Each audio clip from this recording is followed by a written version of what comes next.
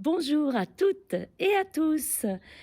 À l'instant lecture numéro 21, c'est donc la 21e semaine que nous nous retrouvons pour quelques minutes de lecture de mon livre Quand s'élève une âme libre, paru aux éditions Maya en novembre dernier.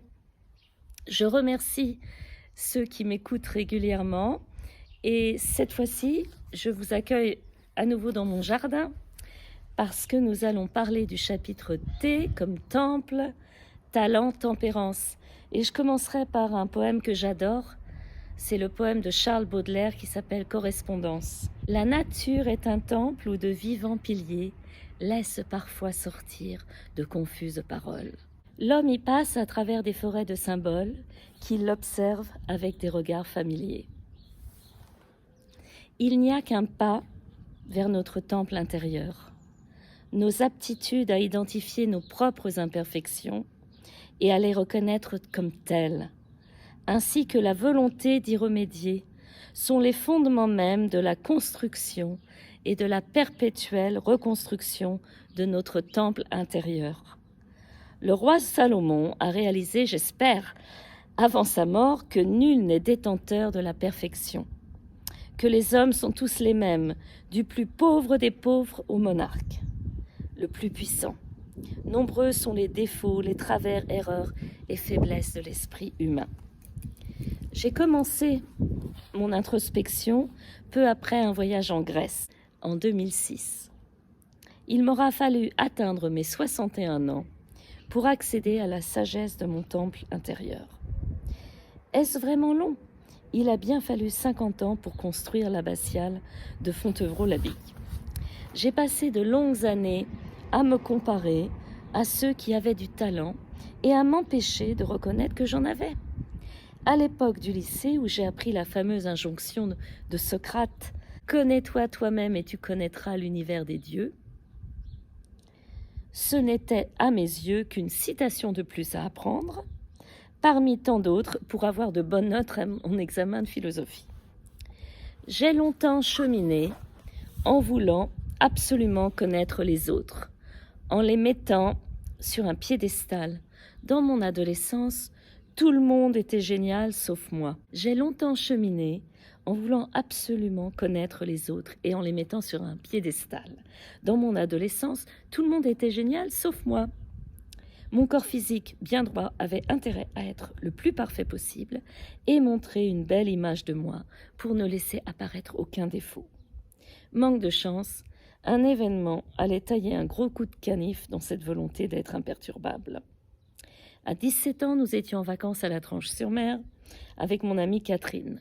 Les passionnés de volley-ball que nous étions avions au fait de rencontrer des volleyeurs au niveau national. Certains bien plus âgés que nous. C'était glorifiant. Jusqu'au soir où nous étions attablés à la terrasse d'un café et que l'un d'entre eux se retourna pour me dire abruptement « Pourquoi tu souris tout le temps bêtement comme ça ?» J'ai continué à sourire. C'était pour moi mon armure de protection, afin de garder le contrôle de la situation.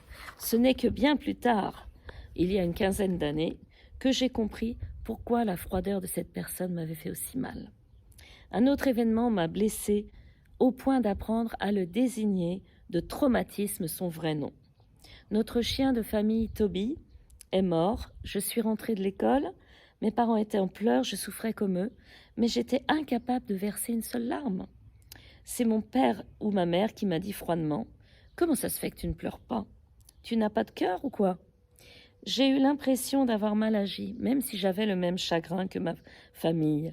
Je me suis rendu compte, là aussi beaucoup plus tard, une fois adulte, que je m'étais sentie complètement dévalorisée. En ce qui concerne ma vie sentimentale à l'adolescence, je manquais totalement d'assurance. Ma meilleure amie sortait toujours avec les plus beaux mecs. Je n'étais pas tendre avec moi-même et je pensais « Oh, c'est normal, elle est beaucoup plus belle que moi.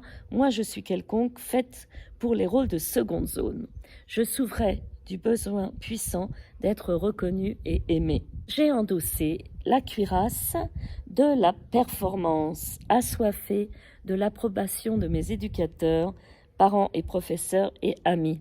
J'étais la chouchoute des profs parce que je me donnais à fond. j'ai vite subi le stress de ce perfectionnisme avide de reconnaissance.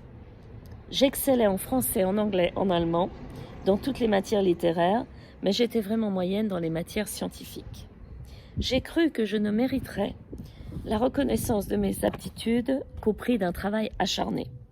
J'ai agi contrairement à mon éthique, celle de la tempérance et de la justice, et préféré me faire violence pour que les autres, et surtout mes parents, me disent « C'est super bien, tu es génial, nous sommes très fiers de toi ». Mes amis m'appelaient Mazda Plus, tellement j'étais chargée d'énergie comme une pile électrique. Je me suis lancée à fond dans les études, à fond dans ma carrière, dans ma vie amoureuse et dans mon rôle de mère, me permettant rarement de me détendre sans me sentir coupable. Refusant de voir les imperfections, aimant beaucoup prévoir et contrôler, très rapide dans mes actions et dans mes opinions. J'ai longtemps voulu que mes proches sachent tout ce que je faisais, évidemment pour que l'on me dise que c'était très bien. Aujourd'hui, je veux dire merci à la vie, malgré les épreuves et la souffrance. Elles m'ont permis de comprendre quelle pierre à l'édifice j'apporte à notre arbre généalogique. Nous comprenons tous les symboles de pierre brute, de pierre taillée, de pierre polie. Mes parents m'ont donné la lumière de la vie. Ils m'ont posé sur les rails de l'existence avec leur bagage intellectuel et émotionnel, psychologique et matériel. À ma naissance, je n'étais donc déjà plus qu'une pierre brute, mais une pierre façonnée avec tous ses schémas remplis de toutes les émotions ancestrales. En tant que fruit de l'arbre, j'ai été le produit de la force d'imitation dirigée par la famille, agissant depuis des générations. Le bain dans lequel j'ai trempé bébé et enfant était imprégné des qualités et défauts, des désirs inassouvis des générations passées, et cela a affecté bien des aspects de ma personnalité. Alors, je pense que vous aurez compris ce dont il s'est agi ici pour ce rendez-vous numéro 21, les piliers de notre temple intérieur.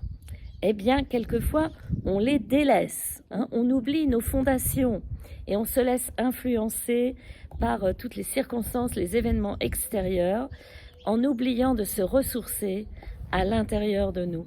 J'espère que mon témoignage vous aura intéressé.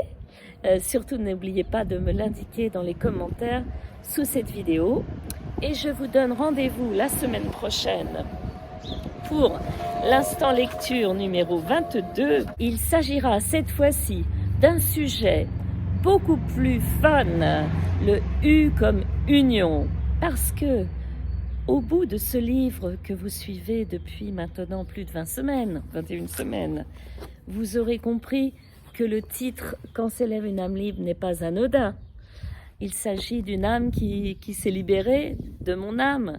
Et on reparlera du mot âme plus tard ensemble si vous voulez. N'oubliez pas que dès le début de mon livre, je vous ai dit, on prend une bonne douche de lumière, mais on sonde les profondeurs de notre être. J'espère que la lumière va vraiment émerger à la fin de ce livre pour vous.